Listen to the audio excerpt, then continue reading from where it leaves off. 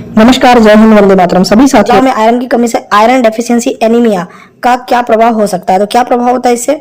तो इससे शारीरिक और मानसिक विकास में कमी हो जाती है। तो यही इसका राइट आंसर आ जाएगा। तो यहाँ पर आप बोलेंगे डी आंसर आएगा। विश्व स्वास्थ्य संगठन WHO के अनुसार निम्नलिखित में से कौन सा मूल पोषण आहार है जो बच्चों के लिए सबसे ज्यादा महत्वपूर्ण है? तो ये स्तनपान और विटामिन डी है। ये सबसे ज्यादा इंपॉर्टेंट है। ठीक है, इनकी दृष्टि से विकिरण युक्त आहार का सबसे खतरनाक प्रभाव क्या हो सकता है? क्या हो सकता है? बहुत ही बढ़िया क्वेश्चन है। जो विकिरण युक्त अगर आप आहार लेते हो तो उसका सबसे ज्यादा खतरनाक प्रभाव क्या होगा? इसका आंसर आपको देना है। ठीक है, इसका आंसर आ जाएगा रेडियोलॉजिकल विकार और कैंसर। यही होगा विकिरण युक्त आहार लेने का सबसे खतरनाक प्रभाव। तो यही समय खून की कमी एनीमिया के लिए कौन सा पोषक तत्व विशेष रूप से जिम्मेदार है? देखो एनीमिया जो है ना, तो सिंपल क्वेश्चन आएगा आयरन। आयरन याद रखिएगा, इसका आंसर आयरन आएगा। ठीक है, चलिए एडिपोजेनेसिस क्या है? तो ये क्या है? तो ये बहुत ही बढ़िया क्वेश्चन, इसका आंसर आ जाएगा। देखो इसको क्या बोलते हैं? मायो एडिपोजेनेसिस जो है ये है शरीर में वसा का संचय। तो यहाँ पर आपका बी आंसर आ जाएगा। गाँव में पोस्ट मेंस्ट्रुअल सिंड्रोम से संबंधित कौन सा शारीरिक और मानसिक लक्षण सबसे अधिक होता है? तो कौन सा होता है? तो ये जो होता है ना, ये होता है अवसाद और चिंता है। तो कौन सा प्रकार मानसिक विकास में देरी का कारण बन सकता है? कौन सा कुपोषण का कौन सा ऐसा प्रकार होता है जो मानसिक विकास में देरी का कारण बन सकता है? तो ये क्वेश्चन बहुत बढ़िया क्वेश्चन है। इसका आंसर आ जाएगा प्रोटीन एनर्जी मले न्यूट्रिशन। यहाँ पर आपका आंसर आ जाएगा बी आंसर। चलिए, में हड्डियों का पतन के लिए किस पोषक तत्व की कमी को प्रमुख रूप से जिम्मेदार माना जाता है? देखो ये बहुत बढ़िया क्वेश्चन है। इसका आंसर आ जाएगा कैल्शियम। यहाँ पर आप लगा देंगे सी आंसर। खाद्य सुरक्षा की दृष्टि से विभिन्न पोषक तत्वों का समुचित संतुलन को बनाए रखने के लिए कौन सा सिद्धांत अनुसरण किया जाता है? संतुलित आहार सिद्धांत। ये आंसर आएगा बी आंसर। ठीक है, प्रश्न क्रमांक 11वां, भारत में महिला स्वास्थ्य के अधिकार को सुनिश्चित करने के लिए कौन सा कानूनी अधिनियम लागू किया गया? अच्छा सा क्वेश्चन है। तो इसका आंसर आ जाएगा घरेलू हिंसा निवारण अधिनियम। यहाँ पर आप लगा देंगे सी आंसर। आयुष्मान भारत योजना के अंतर्गत महिलाओं को क्या लाभ मिलता है? तो ये बहुत बढ़िया क्वेश्चन है। मुफ्त स्वास्थ्य बीमा मिलता है। महिलाओं के गठन का मुख्य उद्देश्य क्या था? तो महिलाओं के अधिकारों की रक्षा करना और उल्लंघन रोकना। महिलाओं को मताधिकार वोटिंग राइट देने के लिए कौन सा संवैधानिक संशोधन हुआ था? तो इस क्वेश्चन का आंसर आ जाएगा संविधान का 61वां संशोधन हुआ था। ऑप्शन भारत में महिला सशक्तिकरण के लिए किस मंत्रालय को प्रमुख जिम्मेदारी दी गई है? अच्छा सा क्वेश्चन है। इसका आंसर आ जाएगा महिला और बाल विकास मंत्रालय। स्वच्छ भारत मिशन में महिलाओं की भूमिका पर जोर क्यों दिया गया है? तो इसका जो आंसर आ जाएगा स्वच्छता के प्रति जागरूकता बढ़ाने के लिए। भारतीय संविधान के किस अनुच्छेद में महिलाओं को समान अधिकार देने की बात की गई है? बहुत बढ़िया क्वेश्चन है। ये अनुच्छेद नंबर 14 है। ए आंसर आपका आ जाएगा। भारत में महिलाओं के लिए समान काम के लिए समान वेतन का अधिकार किस श्रम कानून में निहित है? तो ये जो श्रम कानून है इसका नाम है समान वेतन अधिनियम। डी में महिलाओं के खिलाफ हिंसा और भेदभाव को रोकने के लिए कौन सा अधिनियम लागू किया गया? तो यह है घरेलू हिंसा निवारण अधिनियम। जब एक पर्यवेक्षक को कार्य को पूरा करने के लिए सशक्त बनाने का प्रयास किया जाता है तो यह प्रक्रिया क्या कहलाती है? हस्तांतरण बोलते हैं इसको। एक प्रभावी प्रबंधक का मुख्य कार्य क्या होना चाहिए? ठीक है, तो इसका आंसर आपको बताना है। ये आपके प्रबंधन से क्वेश्चन है। ठीक है, तो इसका आंसर आ जाएगा टीम के साथ काम करना और संवाद बनाए रखना। यह निर्णय लेने की प्रक्रिया में किस स्थिति में एक पर्यवेक्षक को डेलीगेशन करना सबसे उपयुक्त होता है? तो ये होता है, इसका आंसर है जब कर्मचारी सक्षम होते हैं तभी डेलीगेशन करना उपयुक्त होता है। एक अच्छे पर्यवेक्षक के लिए सबसे महत्वपूर्ण गुण क्या है? अच्छा संवाद कौशल, स्वतंत्र निर्णय लेने की क्षमता, कार्य को स्थगित करने की क्षमता, कर्मचारी का अनुशासन बनाए रखना। सबसे इंपॉर्टेंट आएगा भाई, एक अच्छे पर्यवेक्षक के लिए स्वतंत्र निर्णय लेने की क्षमता महत्वपूर्ण है। महिला पर्यवेक्षक के लिए आंतरिक पर्यावरण का सबसे महत्वपूर्ण तत्व क्या है? टीम का मनोबल। यहाँ पर आप लगा देंगे बी आंसर। हड्डी की कमी से कौन सा स्वास्थ्य विकार उत्पन्न होता है? मैंने आपको बता चुका है ये क्वेश्चन। इसका आंसर आ जाएगा हड्डियों की कमजोरी है जिसको हम रिकेट्स बोलते हैं। 27 क्वेश्चन का कि पावर लोड्स के का एक अच्छा उदाहरण क्या है? तो इसका आंसर आ जाएगा सी आंसर। सी में क्या दिया है आपका? प्रत्येक आहार में सभी पोषक तत्वों का संतुलन बनाए रखना। यही इसका राइट आंसर आ जाएगा। कौन सा खाद्य पदार्थ विटामिन सी का सबसे अच्छा स्रोत है? पालक है, केला है, संतरा है, आलू है।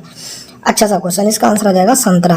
क्या महिला और बाल स्वास्थ्य में निम्न वजन की स्थिति को किसके द्वारा निर्धारित किया जाता है?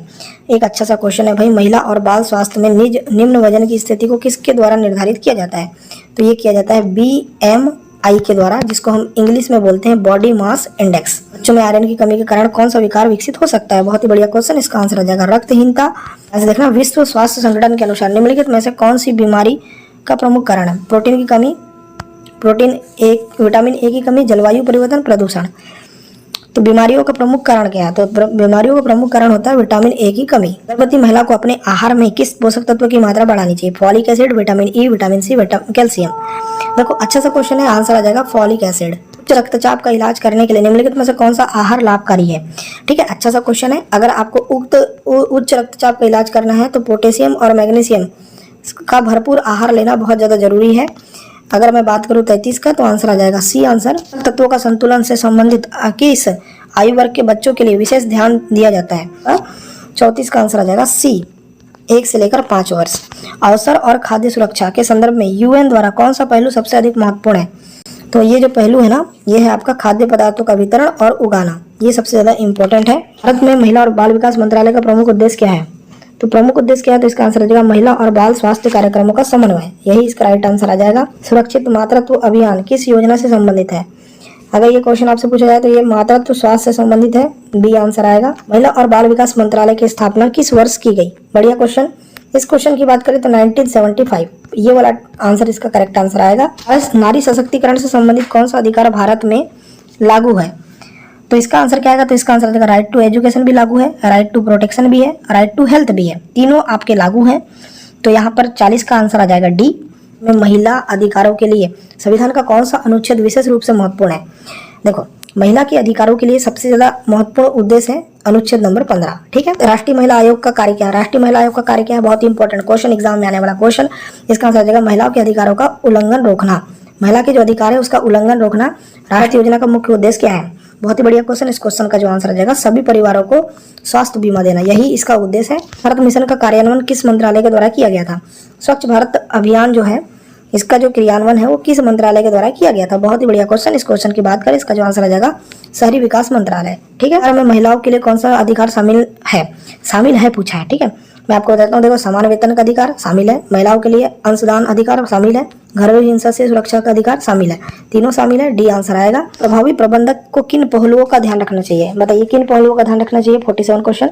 पहला दिया है कि कर्मचारियों की मानसिक और शारीरिक भलाई, दूसरा दिया है कार्यों का समुचित विभाजन, तीसरा दिया अच्छे कार्य वातावरण का निर्माण, और चौथा दिया है उपरोक्त सभी। देखो यहाँ पर मैं आपको बता देता हूँ, एक अच्छे प्रभावी प्रबंधक का तीनों चीज में ध्यान देना चाहिए, मतलब उपरोक्त सभी इसका राइट आंसर आएगा। कार्य को अधिक प्रभावी बनाने के लिए कौन सी शैली सबसे उपयुक्त है?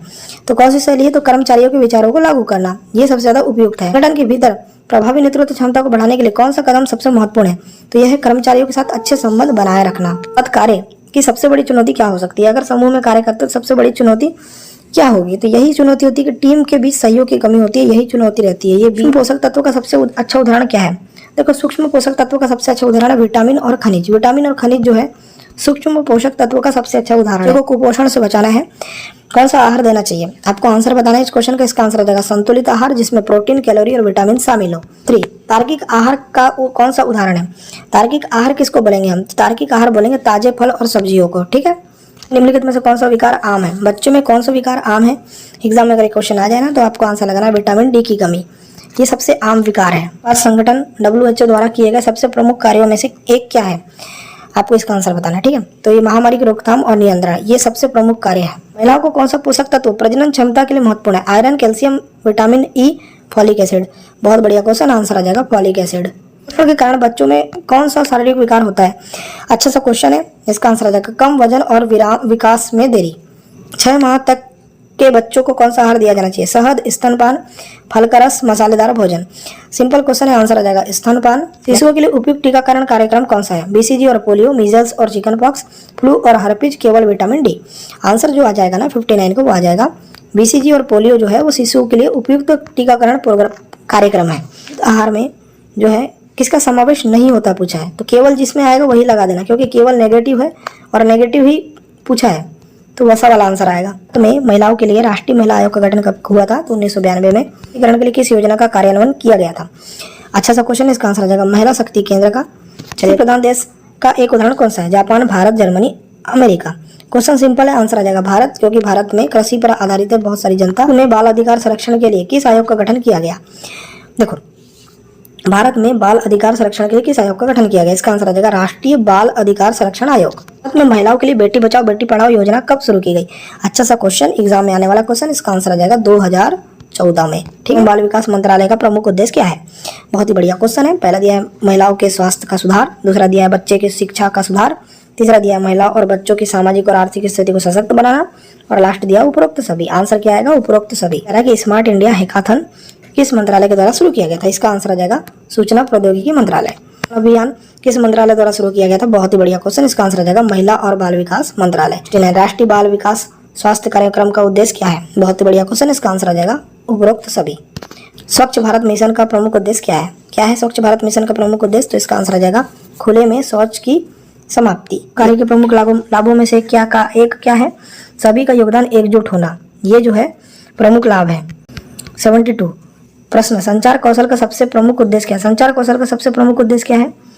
तो इसका आंसर आ जाएगा विचारों का आदान प्रदान करना। संचार कौशल से क्या होता है? विचारों का आदान प्रदान होता है। पर्यवेक्षक के कार्य में सबसे महत्वपूर्ण कौशल कौन सा है? एकाग्रता, समय प्रबंधन, शारीरिक स्वास्थ्य, केवल प्रशासनिक कौशल।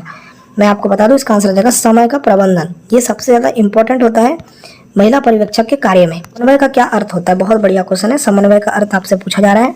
आंसर आ जाएगा सभी विभागों के बीच सहयोग बनाए रखना। क्वेश्चन नंबर 76, नेतृत्व का सर्वश्रेष्ठ उदाहरण क्या हो सकता है? क्या हो सकता है नेतृत्व का उदाहरण? तो इसका आंसर आ जाएगा दूसरों का मार्गदर्शन करना और उन्हें प्रेरित करना। कार्यों में सबसे महत्वपूर्ण कौशल कौन सा है? तो सबसे महत्वपूर्ण कौशल क्या है? रणनीतिक सोच।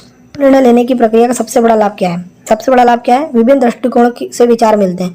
देखो, समूह में जब भी आप निर्णय लेते हो ना, तो बहुत सारे लोग वहां पर रहते हैं और सबका अलग अलग दृष्टिकोण मिलता है, यही इसका लाभ होता है। ठीक है, को कार्यस्थल पर कैसे बढ़ाया जा सकता है? देखो, मोटिवेशन को कार्यस्थल पर अगर आपको बढ़ाना है तो कैसे बढ़ा सकते हो?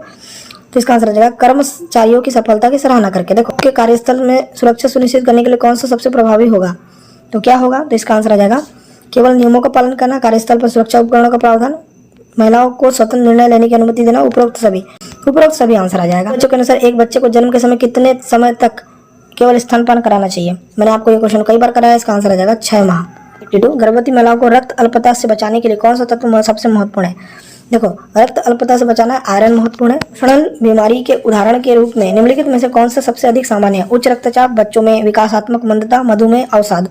सबसे जो कॉमन बीमारी है वो है बच्चों में विकासात्मक मंदता।